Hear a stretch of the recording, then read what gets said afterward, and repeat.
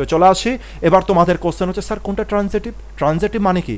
Transitive মানে তো আমাদের মাথায় আসছে না, কিন্তু আমরা প্রত্যেকেই ট্রানজিটিভ ভার্বকে পড়েছি ছোটবেলায়। ট্রানজিটিভের বাংলা অর্থ হচ্ছে সকর্ম ক্রিয়া, যার সাথে হচ্ছে সকর্ম, সকর্ম যার সাথে কর্ম থাকে, মানে যার সাথে অবজেক্ট থাকে, যে ভার্বের পরে অবজেক্ট থাকে তাকেই আমরা বলি ট্রানজিটিভ ভার্ব।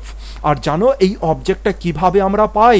এই অবজেক্টটা পাই আমরা হোয়াট দ্বারা কোশ্চেন করে অথবা হুম দ্বারা কোশ্চেন করে। যে অ্যান্সার পাবো তাকেই আমরা বলবো অবজেক্ট, আর এই অবজেক্ট কার মধ্যে থাকবে? ট্রানজিটিভ ভার্বে থাকবে। কথা বুঝতে পারলে কিছু? চলো আরেকবার বলি।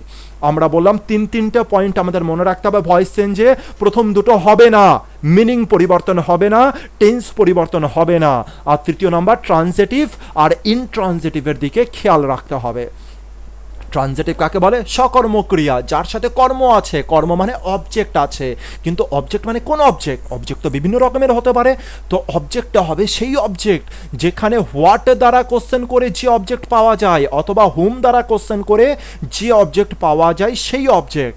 যদি কোনো ভার্বের পরে সেই অবজেক্ট পাই, মানে হোয়াট আর হুম দ্বারা কোশ্চেন করে যে অবজেক্ট যদি পাওয়া যায়, তখন সেই ভার্বকে বলা হবে ট্রানজিটিভ ভার্ব। ক্লিয়ার হলো কথাটা? তাহলে যে ভার্বের পরে আমরা অবজেক্ট যদি পাই, আর অবজেক্টটা কেমন অবজেক্ট হতে হবে? হোয়াট আর হুম দ্বারা কোশ্চেন করে যদি অবজেক্ট থাকে কোনো ভার্বের পরে, সেই ভার্বকে কি বলবো? Transitive verb. এক্সাম্পলের মাধ্যমে আমরা বুঝবো।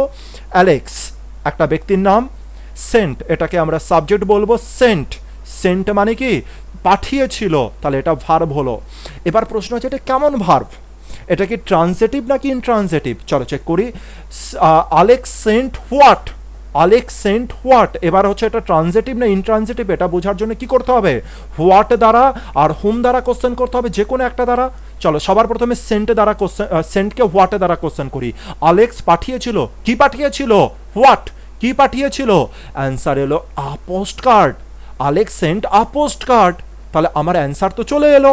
তাহলে একে আমি কি বলবো? অবজেক্ট বলবো। আর অবজেক্টটা কেমন অবজেক্ট হলো? যেটা হোয়াট দ্বারা কোশ্চেন করে আমি পেলাম। এবার বলো হোয়াট দ্বারা কোশ্চেন করে আমি পেলাম, তাহলে এই যে সেন্টকে আমি কোন ভার্ব বলবো? একে আমরা ট্রানজিটিভ ভার্ব বলবো, মানে সকর্মক্রিয়া। আশা করি তোমরা ব্যাপারটা বুঝতে পেরেছো প্রত্যেকে। এরপরে দেখি শি লেফট দ্য কিজ। সে রেখে গেছিল কিজ। সে রেখে গেছিল, কি রেখে গেছিল? সে ভুলে গেছিল, কি ভুলে গেছিল? The keys. কি ভুলে গেছিল? কি ভুলে গেছিল? হোয়াট দ্বারা কোশ্চেন করো। শি লেফট হোয়াট, হোয়াট, আর অ্যান্সার কি এলো? The keys. তাহলে এই হোয়াটই হয়ে গেল আমাদের অবজেক্ট, আর এটা হোয়াট দ্বারা কোশ্চেন করে এই অবজেক্ট পেলাম। তাই লেফটকে আমি কোন ভার্ব বলবো? ট্রানজিটিভ নাকি ইনট্রানজিটিভ? বলবো ট্রানজিটিভ ভার্ব। বুঝতে পেরেছি? তারপরে from Argentina, on the table, এগুলো পরের টপিক, এগুলো পরে আমরা আলোচনা করব ধীরে ধীরে সুস্থে। তারপরে চলে আসি তৃতীয় নাম্বার সেন্টেন্সে। My father took me to the movies for my birthday. My father subject, took মানে নিয়ে গেছিল, আমাকে সাথে করে নিয়ে গেছিল, তার মানে এটা ভার্ব। কাকে নিয়ে গেছিল? আমাকে। কাকে নিয়ে গেছিল? আমাকে। হোয়াটের বাংলা মানে হচ্ছে কি, আর হুমের বাংলা মানে হচ্ছে কাকে। এবার কোশ্চেন করি, আমার বাবা কি নিয়ে গেছিল? কি নিয়ে গেছিল? উত্তর তো নেই। তাহলে দেখি এবার হুম দ্বারা করি, কাকে? আমার বাবা কাকে নিয়ে গেছিল? আমাকে নিয়ে গেছিল, এই যে অ্যান্সার মি। অ্যান্সার এসে গেল মি, আমাকে নিয়ে গেছিল। তাহলে একে এটা কি দ্বারা কোশ্চেন করে পেলাম? আমরা হুম দ্বারা কোশ্চেন করে পেলাম। একেই আমরা কি বলবো? অবজেক্ট। আর তাহলে টুক ভার্বকে আমরা কি বলবো? ট্রানজিটিভ নাকি ইনট্রানজিটিভ? একে বলবো ট্রানজিটিভ। চলো আসি পরেরটা। Please buy me a dog.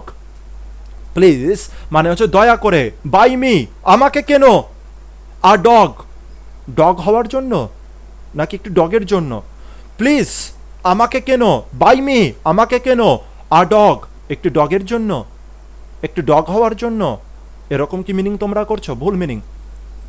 Please buy me a dog, এটার মিনিং এরকম নয় যে আমাকে কেন। প্লিজ বাই দয়া করে কেন, আ ডগ একটি কুকুর, কার জন্য? আমার জন্য। এটার মিনিং এটা। বুঝতে পেরেছি? তাহলে চলো প্লিজ বাই হোয়াট। এবার কোশ্চেন কি করবে? Please by what. অ্যান্সার কি আসবে? Please by what. আর কি কেনা হবে? কুকুর কেনা হবে। তাহলে হোয়াট দ্বারা কোশ্চেন করে যে অবজেক্ট পাই আমরা, সেই ধরনের ভার্বকে আমরা কি ভার্ব বলি? Transitive verb. মনে থাকবে। আর এখানে যে যে কোশ্চেনগুলো করলাম দেখো এখানে সেম কোশ্চেনগুলো এখানে কিন্তু লেখা আছে।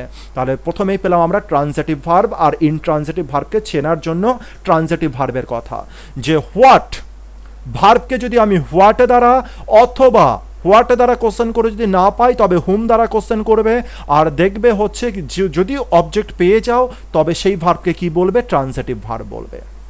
হোয়াটের মানে হচ্ছে কি আর হুমের মানে হচ্ছে কাকে।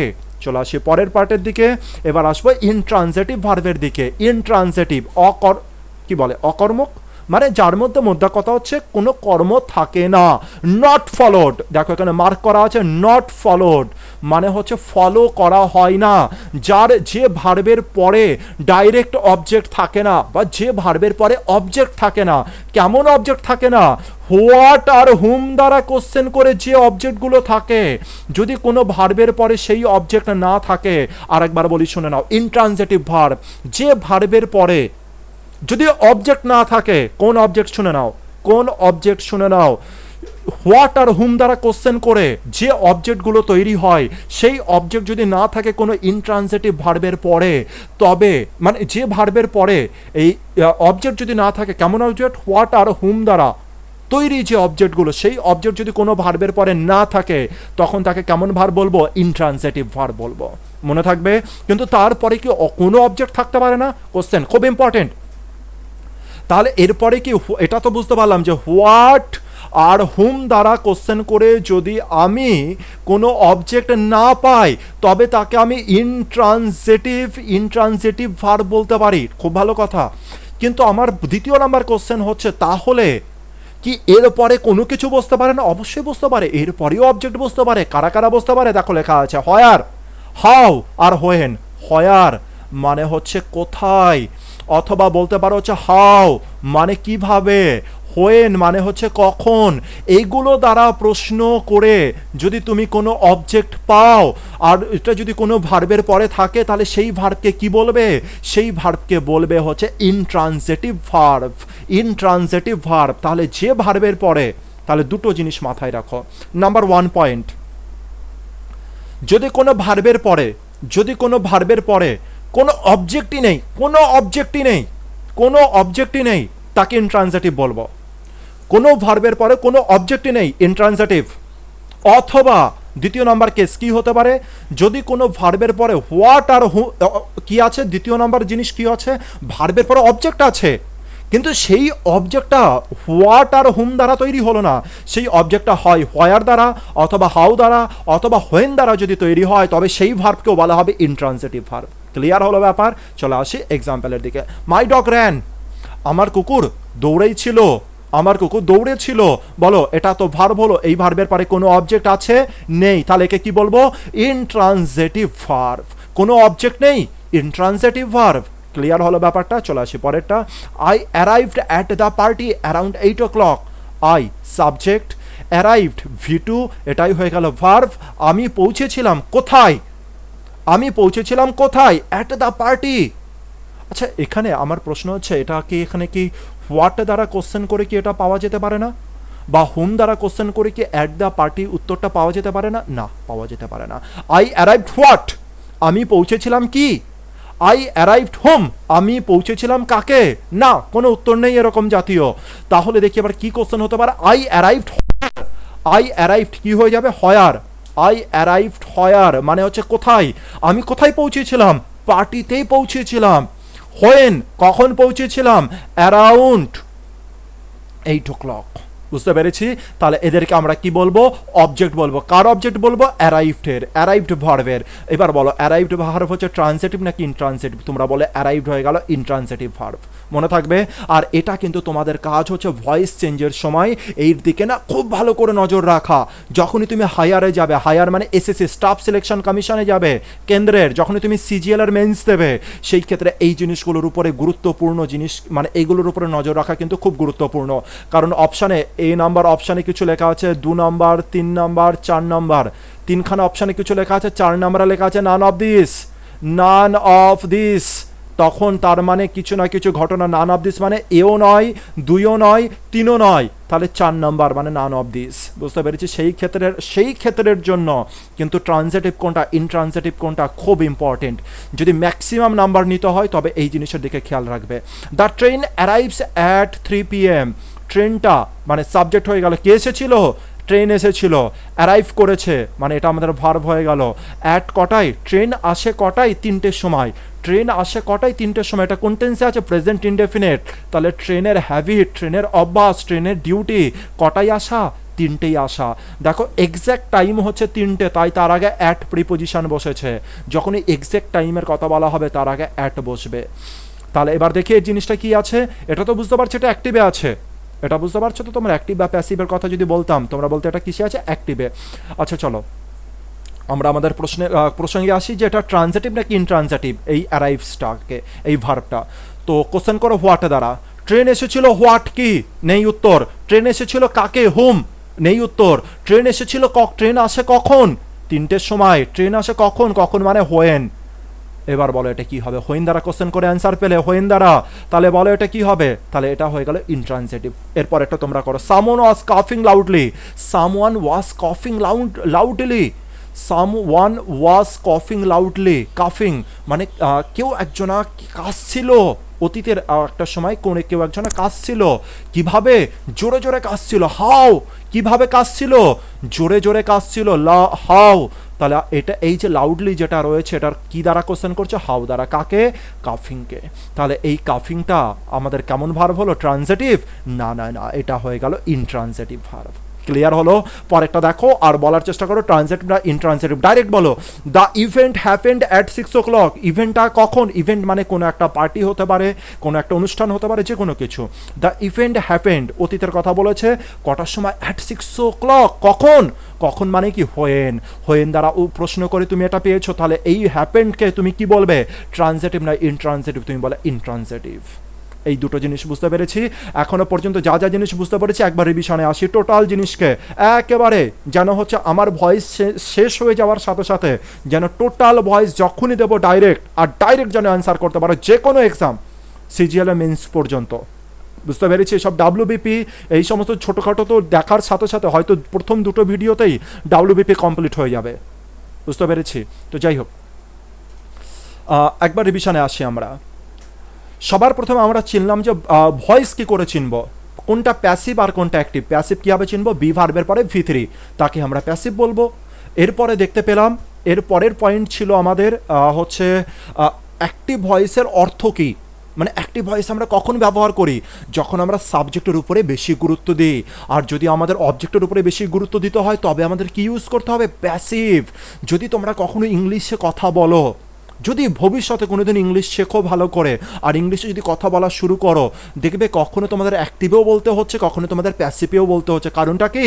কখনো কখনো তোমাদের অবজেক্টকে গুরুত্ব দিতে হবে, আবার কখনো কখনো তোমাদের সাবজেক্টকে গুরুত্ব দিতে হবে। এই কারণেই তো অ্যাক্টিভ প্যাসিভ শেখানো হয়। বুঝতে পেরেছি?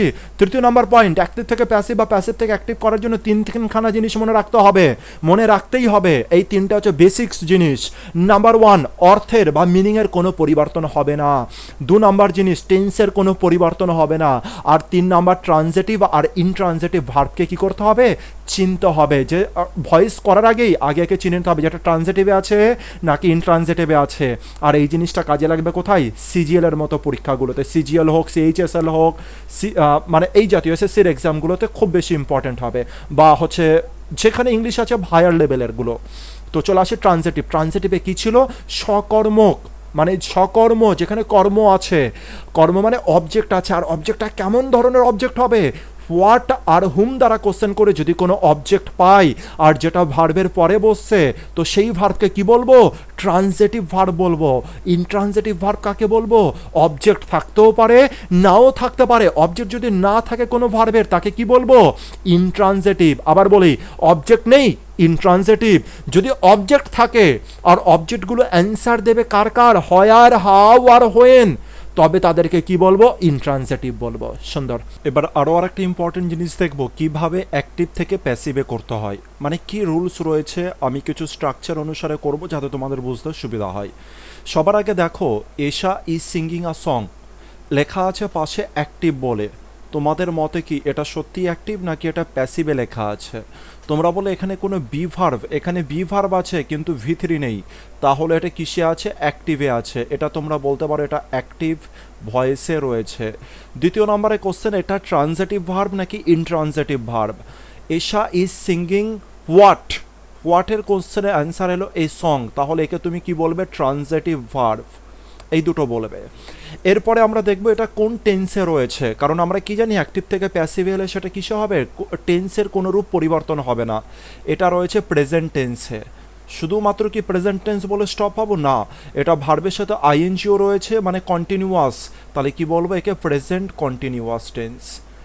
তাহলে এই কটা জিনিস, মিনিমাম এই কটা জিনিস কিন্তু আমাদের খেয়াল রাখতে হবে, যে এটা সবার প্রথমে দেখবে এটা অ্যাক্টিভ ভয়েসে আছে কি না, তারপরে দেখতে পেলাম এটা ট্রানজিটিভ বা ইনট্রানজিটিভ ভার্ব, তৃতীয় নম্বরে দেখতে পেলাম এটা কোন টেন্সে রয়েছে, কারণ প্যাসিভ করতে গেলে আমাদের টেন্স কী হবে? পরিবর্তিত হবে না। যাই হোক, এটা অ্যাক্টিভে আছে, আর অ্যাক্টিভে যদি থাকে এর মিনিংটা কী দাঁড়াচ্ছে সবার আগে এটা বলো, তারপরে ধীরে ধীরে করে আমরা রুলস রেগুলেশনে, মানে দেখো রুলস রেগুলেশন নিজের থেকে তৈরি হয়ে যাবে। এশা যেটা রয়েছে এটা এই সেন্টেন্সের সাবজেক্ট, অ্যাক্টিভের সাবজেক্ট, আর অ্যাক্টিভের সাবজেক্ট যেটা হবে তার উপরে আমি কি করছি? তার মানে এমফাসাইজ করার চেষ্টা করছি। এশা একটি গান করছে বা গাইছে, তো এখানে কাকে বেশি জোর দেওয়া হলো? এশার উপরে বেশি জোর দেওয়া হচ্ছে। এবার তুমি যদি তাকে প্যাসিভে নিয়ে যাও, তুমি যদি একে প্যাসিভে নিয়ে যেতে চাও, তাহলে কি এশার উপরে আর সেরকম জোরটা দেওয়া হবে? জোরটা দেওয়া হবে না। তো জোরটা কার উপরে দেওয়া হবে? এই আ সঙের উপরে জোর দেওয়া হবে, যেটা অ্যাক্টিভের অবজেক্ট ছিল। এর উপরে আমরা কি করব? এর উপরে জোর দেবো। আর যদি আমরা এ সঙের উপরে জোর দিতে চাই, এমফাসাইজ করতে চাই, তবে এ সঙকে আমরা কোথায় লিখব? প্যাসিভের সাবজেক্টে লিখব, কারণ আমরা কি জানি সাবজেক্টকেই তো জোর দেওয়া হয়। তাই প্যাসিভে এ সঙকে আমরা কোথায় লিখব? শুরুতে লিখব এ সং। মানে এটা নর্মালি হচ্ছে আমাদের, নর্মালি এই জিনিসটা আমরা দেখতে পাচ্ছি, এই জিনিসটা হয়ে যাচ্ছে। এ সংকে কেন আনলাম প্রথমে? কারণ একে এম্পাসাইজ করব বলে। এশাকে আমি কোথায় রাখছি? একদম শেষে রাখছি।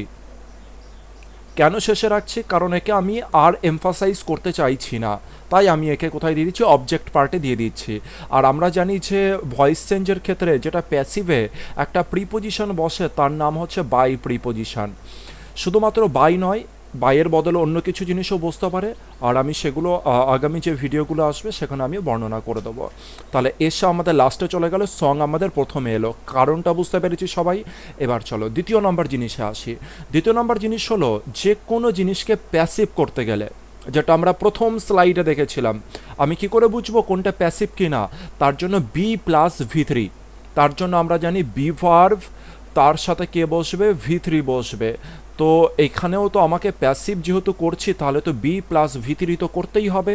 এবার ভি3 কাকে করব? ভালো করে বুঝে নেবে। অ্যাক্টিভে যেটা মেন ভার্ব থাকবে, অ্যাক্টিভে যেটা মেন ভার্ব, সেটাকেই আমি ভি3তে পরিণত করব। তাহলে এখানে মেন ভার্ব হচ্ছে সিঙ্গিং, আর সিঙ্গিংয়ের ভি3 মানে সিঙ্গের ভি3 কি হবে? সাং, SUNG, সাং। তাহলে এটা হয়ে গেল আমাদের ভি3। ক্লিয়ার হলো এই পর্যন্ত? এই পর্যন্ত যদি ক্লিয়ার হয়, এরপর আর একটা কথা বলবো, খুব ভালো করে বুঝে নেবে। সবার প্রথমে তোমরা একটা জিনিস দেখে নেবে, মানে এই জিনিসগুলো তো দেখলে এটা অ্যাক্টিভ নাকি প্যাসিভে আছে, ট্রানজিটিভ ভার্ব কিনা, প্রেজেন্ট কন্টিনিউয়াস আছে কিনা, মানে কোন টেন্সে আছে।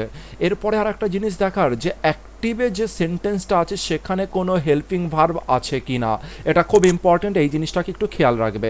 হেল্পিং ভার্ব আছে কিনা? তোমরা বলে হ্যাঁ হেল্পিং ভার্ব আছে এখানে।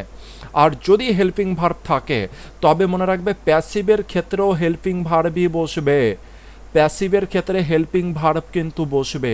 যদি অ্যাক্টিভে হেল্পিং ভার্ব থাকে, প্যাসিভে তাহলে হেল্পিং ভার্ব বসবে। আর এটা কার পরে বসবে? সাবজেক্টের পরে বসবে, মানে আ সঙের পরে বসবে। ক্লিয়ার হলো? এবার তাহলে আমার প্রশ্ন হচ্ছে, এখানকার হেল্পিং ভার্ব ইজ ছিল, এখানে তাহলে হেল্পিং ভার্ব কি হবে? ইজি হবে নাকি আর হবে নাকি অ্যাম হবে? তোমরা বললে অ্যাম তো হওয়ার কোনো প্রসঙ্গই নেই, কারণ অ্যাম শুধুমাত্র বসে আয়ের সাথে। এবার এখানে তাহলে ইসকে নেব না আর কে নেব? এটার জন্য এটা ডিপেন্ড করবে কার উপরে? এ সং, মানে এর সাবজেক্টের উপরে। এই যে ভার্ব যেটা রয়েছে ইজ বসবে না আর বসবে, এটা ডিপেন্ড করবে তার আগের সাবজেক্টের উপরে। এ সং সিঙ্গুলার না প্লুরাল? তোমরা বলে সিঙ্গুলার, তাহলে আমি ইসকে নেব, আরকে কেটে দেবো। কিন্তু যদি এখানে সংস বলে থাকতো তবে আমি আরকে নিতাম আর ইসকে কেটে দিতাম। ক্লিয়ার হলো এই পর্যন্ত? তো আমি কি দেখতে চাইলাম যে ওখানে কোনো হেল্পিং ভার্ব আছে কিনা অ্যাক্টিভ ভয়েসে। হেল্পিং ভার্ব যদি থাকে তো নিচেরটাতেও হেল্পিং ভার্ব দিতেই হবে, কিন্তু অ্যাক্টিভে যদি হেল্পিং ভার্ব না থাকতো তবে আমি প্যাসিভে হেল্পিং ভার্ব দিতাম না। বুঝতে পেরেছি? যাই হোক, এবার তাহলে আমার সেন্টেন্সটা কি কমপ্লিট হয়ে গেছে? চলো চেক করি। A song is sung by Esha. Sentence কি কমপ্লিট? আমি বললাম যে না, কমপ্লিট হয়নি এখনো। কেন কমপ্লিট হয়নি? কারণ আমরা যে তিনখানা ইম্পর্টেন্ট জিনিস পড়েছিলাম সেই তিনটে জিনিসকে মনে করো। প্রথমে বলা ছিল যে মিনিংয়ের কোনো পরিবর্তন হবে না, কিন্তু এখানে মিনিংয়ের পরিবর্তন হয়েছে। কিভাবে হয়েছে? কারণ না, এখানে টেন্সের পরিবর্তন হয়ে গেছে। কেন টেন্সের পরিবর্তন? কারণ এখানে দেখো প্রেজেন্ট কন্টিনিউয়াস টেন্সে আছে। আমরা আরও একটা জিনিস পড়েছিলাম, টেন্সের কোনো পরিবর্তন হবে না। যেহেতু এখানে টেন্সের পরিবর্তন হয়েছে তাই মিনিংয়েরও পরিবর্তন হয়েছে। এখানে কিভাবে টেন্সের পরিবর্তন হয়েছে? কারণ এটা প্রেজেন্ট কন্টিনিউয়াস টেন্সে রয়েছে। কি করে বুঝলাম continuous?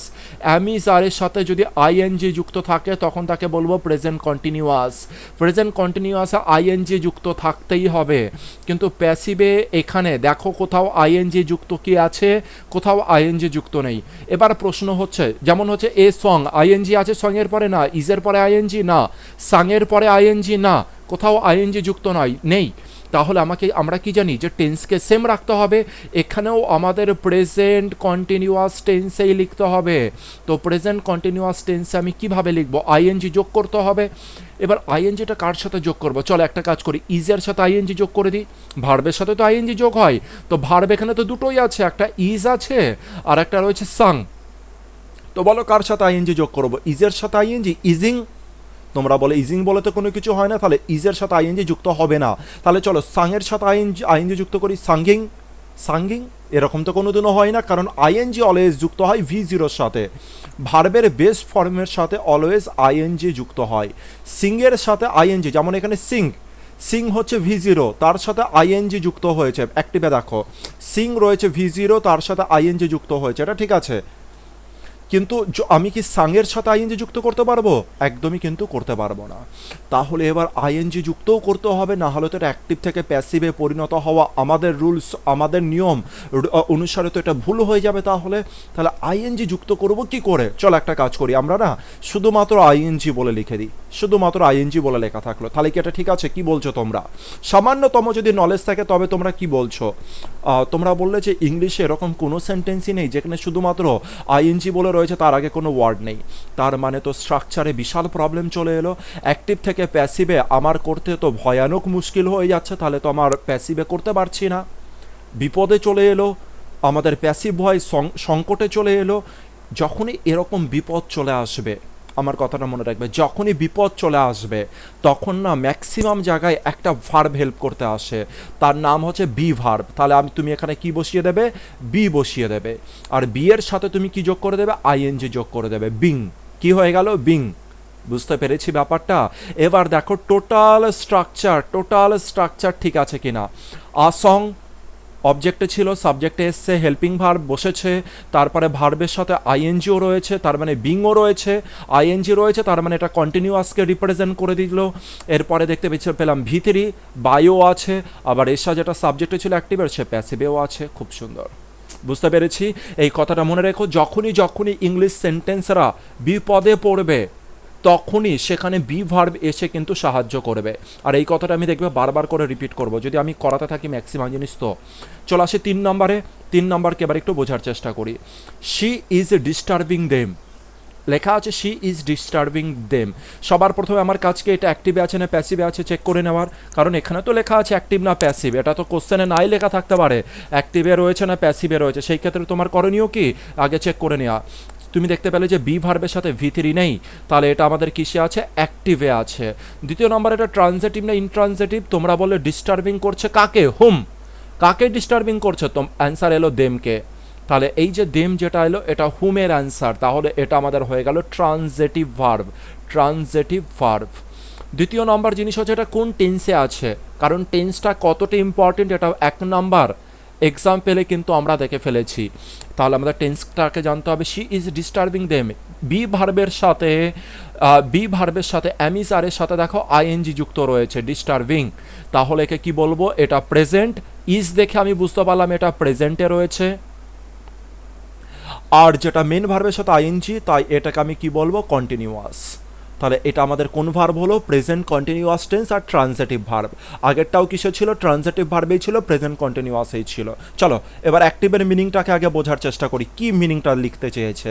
She is disturbing them, এর মানে কি বুঝবো, এখানে শিকে প্রথমে লেখা আছে, অ্যাক্টিভের সাবজেক্টে লেখা আছে। আমরা জানি যাকে সাবজেক্টে লেখা হবে সেটাকেই বেশি এমফাসাইজ করা হবে। তাহলে শি ডিস্টার্ব করছে, মানে সে ডিস্টার্ব করছে, সে মানে শি।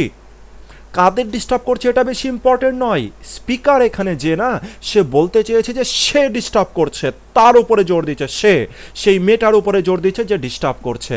কাদেরকে ডিস্টার্ব করছে সেটা বেশি গুরুত্বপূর্ণ নয়, কার কাছে, স্পিকারের কাছে, অ্যাকর্ডিং টু স্পিকার। বুঝতে পারলাম? তো এবার আমরা একে প্যাসিভে নিয়ে যাব। আর প্যাসিভে মানে আমরা এবার কাকে গুরুত্ব দেবে, স্পিকার। তুমি যদি স্পিকার থাকো আর তুমি যদি প্যাসিভে বলতে চাও, তাহলে তুমি এবার গুরুত্ব দেবে কাদেরকে, অবজেক্টকে, যেটা অ্যাক্টিভের অবজেক্ট ছিল। অ্যাক্টিভের অবজেক্ট কে ছিল, দেম ছিল। আর যদি এটা দেম থাকে তাহলে দেমটাকে আমি কোথায় নিয়ে চলে আসবো, সাবজেক্টে নিয়ে চলে আসবো। তাহলে কি লিখবো, দেম। কি লিখবো এখানে, দেম কি লিখবো? তোমরা বলে না না না, দেম কেন লিখছেন?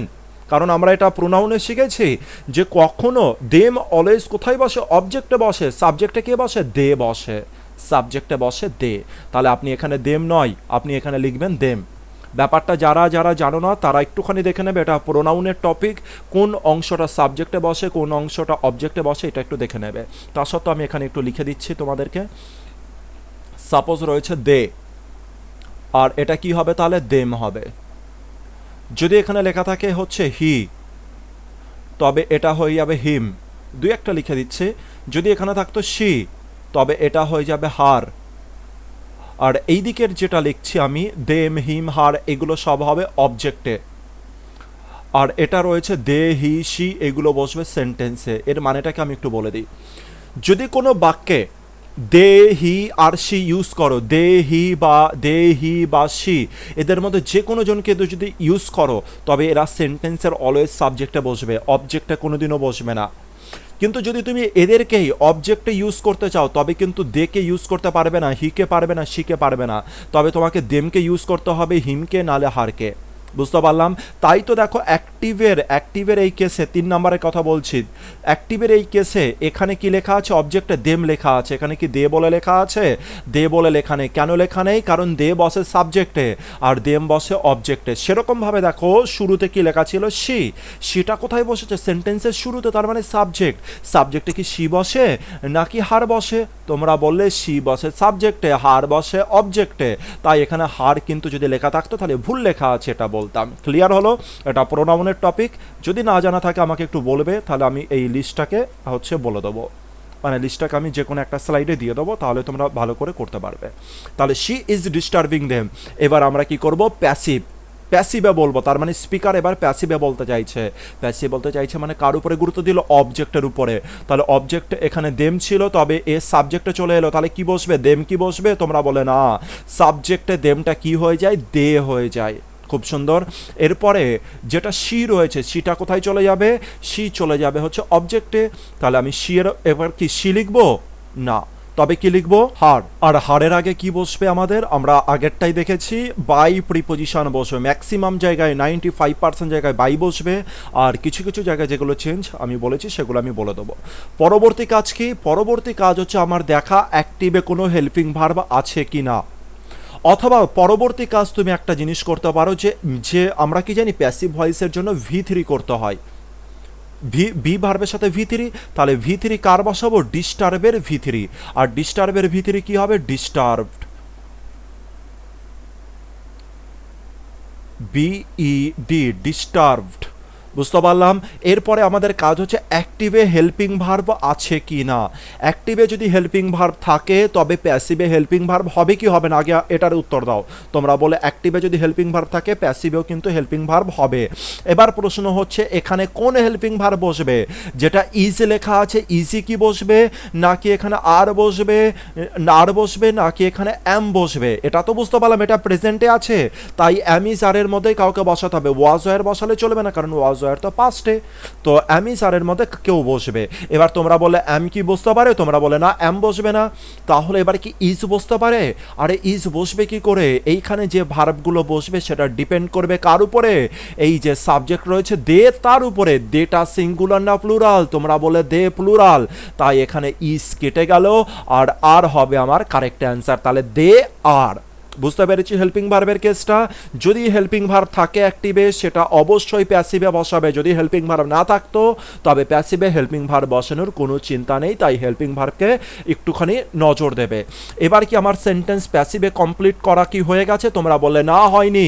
এর আগেরটাতেই আমি চেক করেছি যে এটা প্রেজেন্ট কন্টিনিউয়াসে ছিল, কিন্তু প্যাসিভে এখনো প্রেজেন্ট কন্টিনিউয়াস হয়নি, কারণ এখানে আইএনজি কারোর সাথে যুক্ত করা, আইএনজি কারোর সাথে এখানে যুক্ত করা হয়নি। আইএনজি কার সাথে যুক্ত করব, এখানে তো খুব বিপদের কেস, আইএনজি কারোর সাথে যুক্ত করা যাচ্ছে না। আর যেহেতু যুক্ত করা যাচ্ছে না তাই এই বিপদের সময় কে সাহায্য করতে আসবে, বি সাহায্য করতে আসবে, তাই এটা কি হয়ে যাবে, বিং হয়ে যাবে। বুঝতে পারলাম ব্যাপার। অ্যান্সার হয়ে গেল they are being disturb by her. এবার এর মানেটা যদি তোমরা জানতে চাও যে স্যার এই যে আর বিং এর মানেটা কি, আর বিং উপরে হলো ইজ বিং, এর মানেটা কি, এর মানেটা একটুখানি বলে দিন। চলো মানেটাকে একটু বলে দিই তবে তোমাদের সুবিধা হবে। এশা ইজ প্রথম নাম্বার, প্রথমটা দেখবে। এবার একটু মিনিংটা বলছি। এশা ইজ সিঙ্গিং আ সং, এর মানেটা কি, এশা গান গাইছে, এশা একটি গান করছে। এটা এটা কোন অনুসারে মানে হলো ইজ সিঙ্গিং, ইজ সিঙ্গিং এর মানে হচ্ছে গান করা, গান করা। বুঝতে পারলাম। কিন্তু যখনই আমি এই যে is being sung, is being sung লিখলাম, এর মানে হচ্ছে গান গাওয়া হচ্ছে, গাওয়া হচ্ছে। ওটা উপরেরটার মানে হচ্ছে গান করা আর নিচেরটা হচ্ছে গাওয়া হচ্ছে। এবার দেখি এটা পড়ে দেখি, আ সং ইজ বিং সাং মানে একটি গানকে গাওয়া হচ্ছে, তো গাওয়া হচ্ছে ইংলিশ কি, ইজ বিং সাং। বুঝতে পারলাম। এশা গান করছে, ইজ সিঙ্গিং গান করছে, গান গাওয়া হচ্ছে, ইজ বিং সাং গাওয়া হচ্ছে। সেরকমভাবে এখানে দেখি ইজ ডিস্টার্বিং, কি লেখা আছে, ইজ ডিস্টার্বিং মানে সে ডিস্টার্ব করছে, সে ডিস্টার্ব করছে, করছে ডিস্টার্ব করছে। কিন্তু এখানে নিচেরটা প্যাসিভে is are being disturbed, are being ডিস্টার্বডের মানে হচ্ছে তাদেরকে ডিস্টার্ব করা হচ্ছে, ডিস্টার্ব করা হচ্ছে, ডিস্টার্ব করা হচ্ছে। বুঝতে পারলাম কার দ্বারা, বাই হারের দ্বারা। চলে আসে দ্বিতীয় নম্বরে। এবার আমরা দ্বিতীয় নম্বরকে করব। দ্বিতীয় নম্বরে লেখা আছে দে আর সার্ভিং পোর পিপল। সবার আগে দেখো এটা কি অ্যাক্টিভে না প্যাসিভে, তোমরা বললে এটা অ্যাক্টিভে আছে। তারপরে হচ্ছে এটা কি ট্রানজিটিভ ভার্ব কিনা, বললে তোমরা ট্রানজিটিভ ভার্ব। কি করে বুঝবো, দে আর সার্ভিং হুম, কাকে সার্ভ করছে, হুম, হুম দিয়ে যে অ্যান্সার আসবে পুয়ার পিপল, তাহলে হুম হচ্ছে আমার অবজেক্ট। ক্লিয়ার হলো। এরপরে দেখবে এটা কোন টেন্সে আছে, দেখতে পেলাম এটা বি ভার্ব মানে হচ্ছে আর আছে, তারপরে ভার্বের সাথে আইএনজি আছে, তার মানে এটা প্রেজেন্ট কন্টিনিউয়াস। কি করে বুঝলাম প্রেজেন্ট না পাস্ট, কারণ এখানে আর লেখা আছে, যদি অয়েল লেখা থাকতো বলতাম যে পাস্ট কন্টিনিউয়াস। ক্লিয়ার। এবার এখানে বক্তা মানে স্পিকার অ্যাক্টিভে কার উপরে জোর দিয়েছে, দের উপরে, দে মানে তাদের উপরে। আরও একখানা জিনিস দেখো, এখানে দে রয়েছে, আমি কি শুরুতে এখানে দেম বসাতে পারতাম, তোমরা বলে না না না দেম বসাতে পারতেন না, কারণ আপনি ডান দিকে দেখো তোমরা, ডান দিকে দেমকে আপনি বলেছিলেন যে এটা বসে অবজেক্টে, আর এখানে তো সাবজেক্টে বসেছে দে, সাবজেক্টে কাকে বসাবো, সাবজেক্টে বসাবো দেকে। বুঝতে পেরেছি। চলো এবার মিনিং দেখি, স্পিকার কি বলতে চেয়েছে। স্পিকার বলতে চেয়েছে যে দে মানে তারা, তারা সার্ভ করে, তারা সার্ভ করে, তারা সাহায্য করে কাদেরকে, পুর পিপলকে। তারা সাহায্য করে পুয়ার পিপলকে।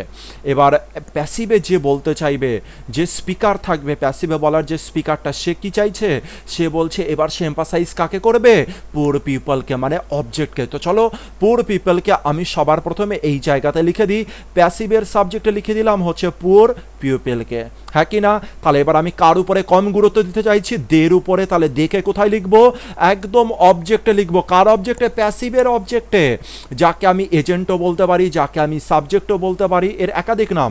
এই যে যে দে রয়েছে এটা সাবজেক্ট, এটাই এজেন্ট, এটাই হচ্ছে ডুয়ার। আমি যে কোনো রূপ নাম দিতে পারি, কোনো অসুবিধার কিছু নেই। যে কাজ করে তাকে ডুয়ার বলে, ডুয়ের সাথে ইয়ার, ভার্বের সাথে ইয়ার, তাই তাকে বলা হচ্ছে ডুয়ার।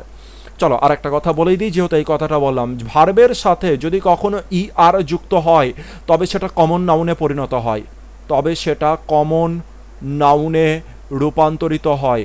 এই কথাটা মাথায় রেখে দিও। ভার্বের সাথে যদি ইয়ার যুক্ত হয় তবে সেটা কমন নাউনে হচ্ছে রূপান্তরিত হয়। যেমন আমি এখানে কথা বলতে বলতে একটা জিনিস বেরিয়ে এলো, ডুয়ের সাথে ডুয়ার, তাহলে ডু হচ্ছে ভার্ব, তার সাথে ইয়ার যুক্ত হলো আর দিয়ে তৈরি হলো ডুয়ার। বুঝতে পেরেছি, এটা হয়ে গেল কমন নাউন। তো আমি কি বললাম, যেটাই সাবজেক্ট তাকেই আমি বলবো হচ্ছে ডুয়ার, তাকেই বলবো আমি এজেন্ট, যে কাজ করে আর কি, মোদ্দা কথা। তো চলো দেখে আমি কোথায় বসাবো, অবজেক্টে। আর অবজেক্টে বসাতে গেলে দেম হয়ে যাবে, তার আগে কোন প্রিপোজিশন বসলো, বাই বসলো। এবার আমরা জানি মেন ভার্বের কোন ফর্ম বসবে, V3। মেন ভার্বের V3, দেখো মেন ভার্বের V3 বসেছে সার্ভড, V3 ফর্ম।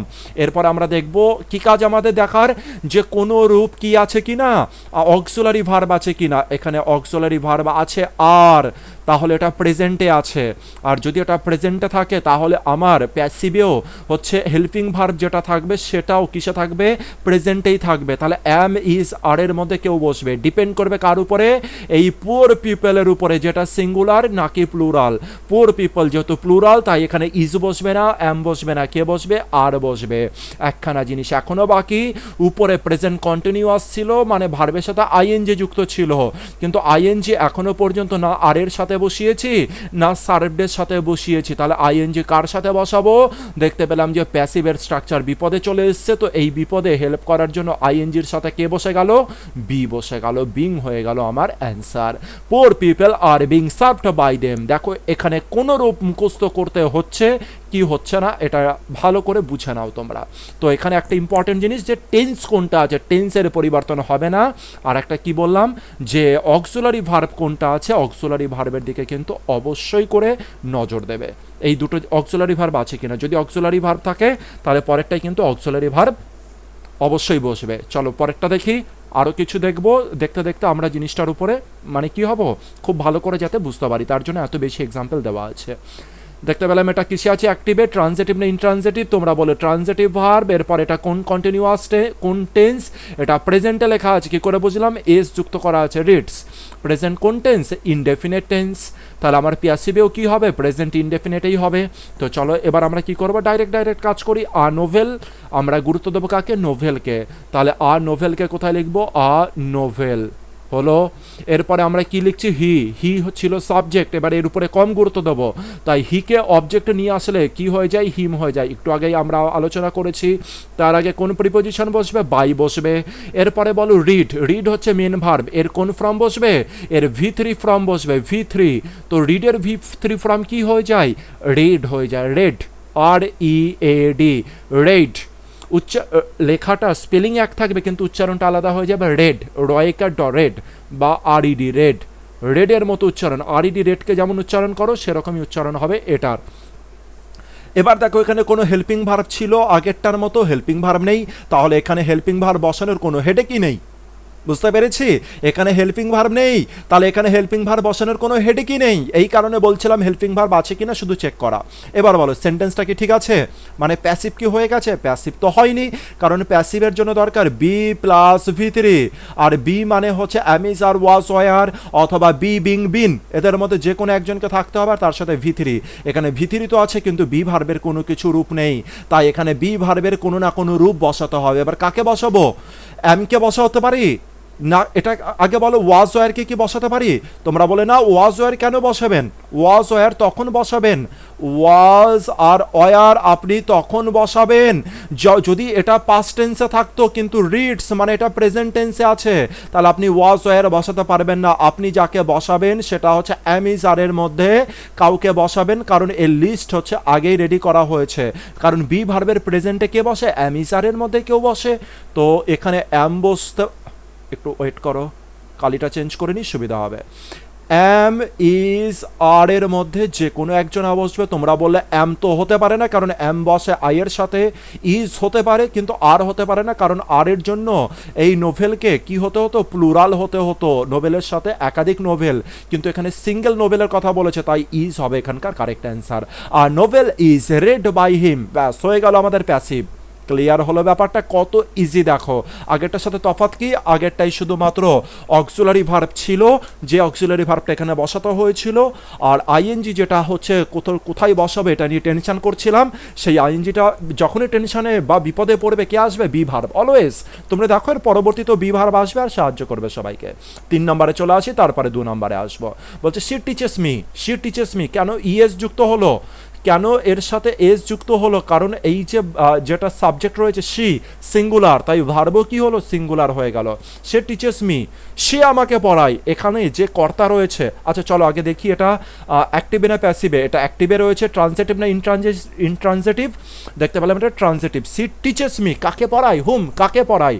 আমাকে পড়ায়। তাহলে হুম দ্বারা অ্যান্সার, তাই এটা আমাদের ট্রান্সিটিভ ভার্ব হয়ে গেল। কোন টেন্স এটা? এটা present indefinite tense, present indefinite tense. তাহলে এখানেও প্যাসিভেও প্রেজেন্ট ইনডেফিনিটে থাকতে হবে। অ্যাক্টিভে এখানে স্পিকার কার উপরে গুরুত্ব দিয়েছে? সি এর উপরে গুরুত্ব দিয়েছে, সি এর উপরে এমফাসাইজ, যে সে পড়ায়, সে পড়ায়, সে আমাকে পড়ায়। কাকে পড়ায় ইম্পর্টেন্ট, অত বেশি নয়, ইম্পর্টেন্ট কিন্তু অত বেশি নয়। বেশি ইম্পর্টেন্ট কে? সি। বুঝতে পেরেছি? কিন্তু এবার যে বক্তা সে হচ্ছে স্পিকার, সে হচ্ছে সেটাকে প্যাসিভে বলবে। আর প্যাসিভে যদি বলতে চাই তবে কাকে গুরুত্ব দেবে? এবার গুরুত্ব দেবে অবজেক্টকে, মানে মিকে। আর মি যদি মি যেহেতু প্যাসিভের সাবজেক্টে চলে আসবে, তাহলে কি বসবে? মি কি বসবে? না না না, কি বসবে? আই বসবে। মনে রাখো, আই বসে সাবজেক্টে আর মি বসে কিসে? অবজেক্টে। অলওয়েজ যে কোনো সেন্টেন্সের শুরুতে কি বসে? আই বসে, আর হচ্ছে অবজেক্টে কে বসে? মি বসে। মনে রেখো এই জিনিসটা। তাহলে মি এখানে রয়েছে, মিকে আনতে হবে সাবজেক্টে, তাই কি বসলো? আই। এবার কাকে কম গুরুত্ব দেবো? শিকে। আর সি এর বদলে আমি কি লিখবো? By her. এটা তো আমরা আগেই দেখেছি। এরপরে টিচ, যেটা মেন ভার্ব রয়েছে, তাকে কি করব? ভিতরিতে পরিণত করব। তো টিচের ভিতরি কি হবে? টট। টট, টট, এটা কিসে পরিণত হলো? ভিতরিতে পরিণত হলো। এরপরে আমাদের একটাই কাজ, যে এখানে কোনো অক্সিলারি ভার্ব আছে কি না। অক্সিলারি ভার্ব আছে? নেই। আরে নেই তো তাহলে হেডে কি নেই? এবার শুধুমাত্র কি করব? ভিতরির আগে একটা বি ভার্ব যোগ করে দেবো, বি ভার্ব, কারণ বি প্লাস ভিতরি তো প্যাসিভে হয়। শুরুতে কি বলেছি? প্রতিটা কথা যা যা শুরুতে বলেছি সেগুলো ব্রেনে রাখবে, আর কোনো প্রবলেম নেই। তাহলে বি ভার্ব বসবে। এবার বি ভার্বের কে বসবে? বি ভার্বের এটা প্রেজেন্টের রূপ বসবে। কেন প্রেজেন্ট? কারণ এখানটা দেখো আমি হচ্ছে এই আগের যে অ্যাক্টিভের সেন্টেন্সটা কিসে রয়েছে? প্রেজেন্ট ইনডেফিনিটে রয়েছে, তাহলে নিচেরটাও তো প্রেজেন্টেই হবে। আর বি ভার্বের প্রেজেন্ট কে হবে? এম ইজ আর এর মধ্যে কেউ হবে। এবার এম ইজ আর এর মধ্যে কে বসবে? তোমরা বলে এবার আই সাবজেক্ট, তাহলে আই এর জন্য কে বসবে? এম বসবে। তাহলে এখানে যেটা বসবে ডিপেন্ড করবে কার উপরে? আয়ের উপরে, মানে এই সাবজেক্টের উপরে ডিপেন্ড করবে। তো আয়ের পরে কি হলো? এম। এরপরে যা যা জিনিস আছে সমস্ত কিছু দেখতে পেলাম যে কমপ্লিট, সমস্ত কিছু স্যাটিসফাই করলো। তাহলে কি দাঁড়াচ্ছে? I am taught by her, I am taught by her. এটা হয়ে গেল আমাদের প্যাসিভ। ক্লিয়ার হলো এই পর্যন্ত? তো একটু এর মিনিংগুলো দেখে নিই, সেন্টেন্সের মিনিংগুলো দেখে নিই যে মিনিংটা কি দাঁড়াচ্ছে। শি রিডস আ নোভেল, তাহলে রিডসের মানে কি? সে পড়ে, সে একটি নোবেল পড়ে, এর মানে হচ্ছে নোবেল পড়ে। আর এখানকে কি দাঁড়াচ্ছে? Is red. প্যাসিভে কি আছে? Is red. ইজ রেড মানে কি? পড়া হয়। একটি নোবেল পড়া হয় কার দ্বারা? বাই হিম, তার দ্বারা পড়া হয়। ইজ রেডের ইজের পরে ভিতরি থাকা মানে হয়, পড়া হয়, করা হয়। ইজ প্লে মানে খেলা হয়। বুঝতে পারলাম? ইজ রেড মানে পড়া হয়, এটাই হচ্ছে প্যাসিভ। মনে রেখো। যে সেরকম 3 নম্বরে কি দেখলাম? টিচেস মানে পড়াই।